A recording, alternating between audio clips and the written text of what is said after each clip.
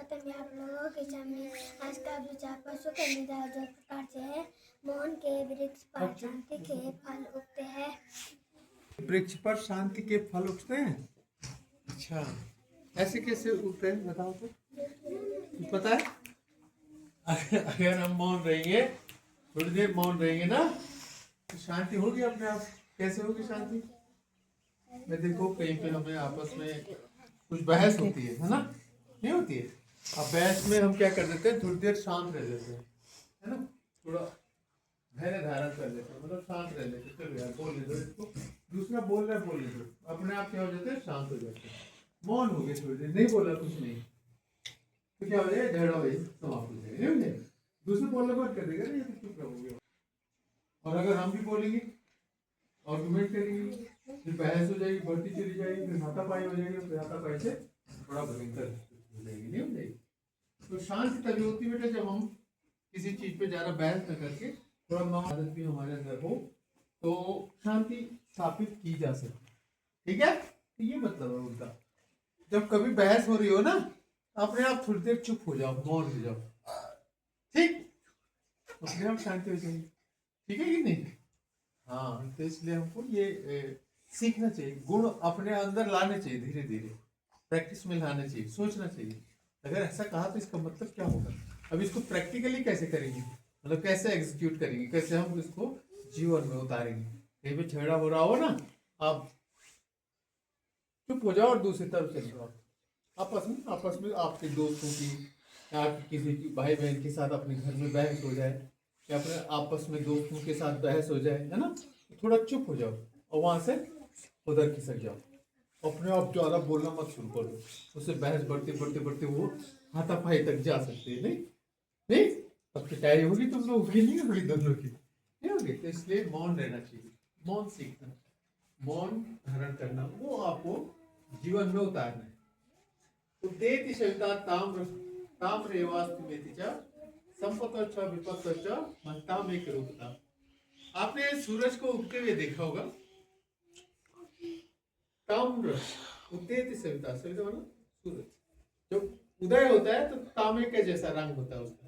अब यहाँ तो ज्यादा ब्राइट दिखता है ना, अगर आप लेंस में गए होंगे कभी, तो वहां सचमुच में तांबे के जैसा लाल दिखाई देता है सूरज जब उगता है। और जब छुपता है शाम को, तो शाम को भी तांबे वही रंग होता है, जो उगते समय होता है वही शाम को डूबते समय में होता है। तो वो कह रहे हैं कि उद्देति सविता ताम्र ताम्रेवास्तुमेति च, मतलब उदय होते उस समय भी तांबे का जैसा रंग, लाल रंग, और अस्त होते समय भी जब डूबता है तो समय में वही रंग होता है उसका। ठीक है, ठीक इसी तरह से जो महापुरुष होते हैं, महान लोग होते हैं, धैर्यवान पुरुष होते हैं, तो उनकी गति भी उस सूरज की जैसी होती है। संपत्ति और विपत्ति, संपत्ति आए या विपत्ति आए, मतलब बहुत ज्यादा सुख आए और बहुत ज्यादा दुख आए, तो दोनों स्थिति में वो एक जैसे रहे। ठीक उसी की तरह जैसे सूरज जब उदय हो रहा होता है तो उसी रंग का होता है, जब छुप रहा होता है, अस्त हो रहा होता है तो उसी रंग का होता है। ऐसे महापुरुष भी क्या होते हैं, क्या होते हैं, चाहे विपत्ति आए चाहे संपत्ति आवे, मतलब सुख आवे, तो दोनों स्थिति में, सुख दुख की स्थिति में वो क्या होते हैं, एक जैसे होते हैं। ठीक है, विचलित नहीं होते। तो संपत्ति आ गई तो बहुत फूल गए, ऐसा भी नहीं होता है। विपत्ति आ गई तो बिल्कुल मुरझा गए, वे अब खत्म हो गया जीवन ना, ऐसा। वो क्या होता है, एक जैसे रहते हैं, बिल्कुल सम, स्टेबिलिटी, इक्विलिब्रियम। ठीक है ना, तो ऐसी स्थिति महापुरुषों की होती है बेटा। ठीक है, तो उन चीजों से हमको भी धारण करने की कोशिश करनी कि हाँ यार ऐसा हो सकता है क्या, जब विपत्ति आए तब भी हम खुश रहे, संपत्ति आए तो खुश नहीं, है ना। तो दोनों स्थिति में एक जैसा होना बहुत बहुत महापुरुषों का, बड़े लोगों का काम है, बड़े महापुरुषों का काम है। और यहाँ पर एक जीके का क्वेश्चन है, ध्यान रखना। अभिज्ञान शाकुंतलम किसने लिखा था? महाकवि कालिदास ने। किसने लिखा था बेटा? महाकवि कालिदास ने अभिज्ञान शाकुंतलम। याद रखना, ये जीके का प्रश्न आपके लिए बन गया है। ठीक है, ऐसी बहुत सारी रचनाएं महाकवि कालिदास जी की, बहुत सारी और भी रचनाएं हैं, लेकिन ये काफी फेमस है, काफी प्रसिद्ध है। ठीक है, अभिज्ञान शाकुंतलम।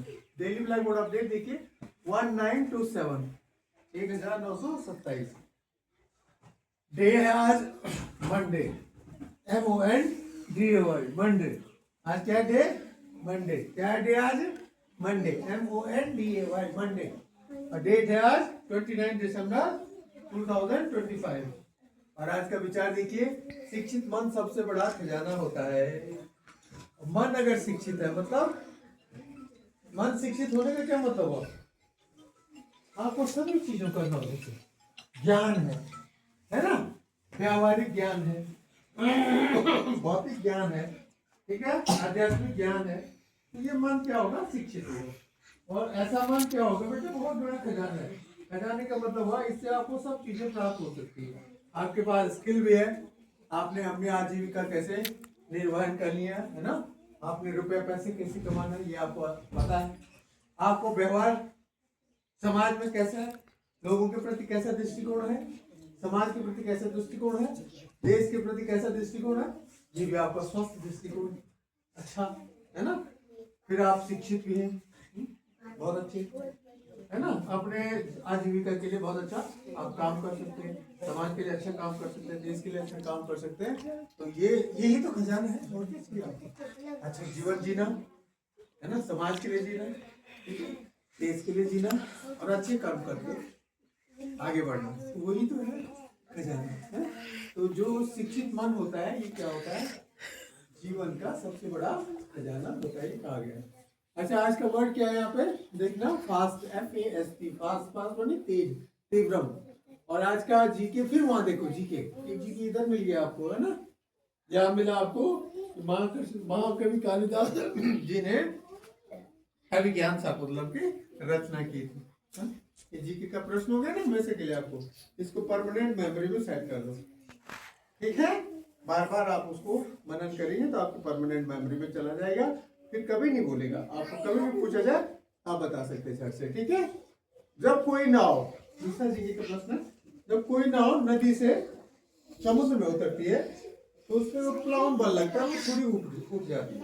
वहाँ समुद्र का पानी क्या होता है? खारा होता है, इसलिए उसका जो उत्प्लावन बल है ना, अपथ्रस्ट फोर्स जो ऊपर को लगता है वो ज्यादा लगता है किसकी? नदी के बनस्पत है ना। समुद्र का पानी कैसा होता है? खारा होता है, नमकीन, खारा होता नमकीन। और जैसे वो नदी से समुद्र में जा रही, क्योंकि नदियां सारी क्या हो रही? समुद्र में मिलती है नहीं आपको। तो मान लीजिए यहाँ नदी ये चल रही है और यहाँ आगे समुद्र है और यहाँ से नदी, ये नदी का फाड़ है और नदी से समुद्र में ये प्रवेश कर रही है। नाव क्या हो जाएगी? थोड़ा ऊपर उठ जाएगी। ऊपर उठने का मतलब हुआ यहाँ अपथ्रस्ट फोर्स कम था, यहाँ अपथ्रस्ट फोर्स क्या है? ज्यादा है।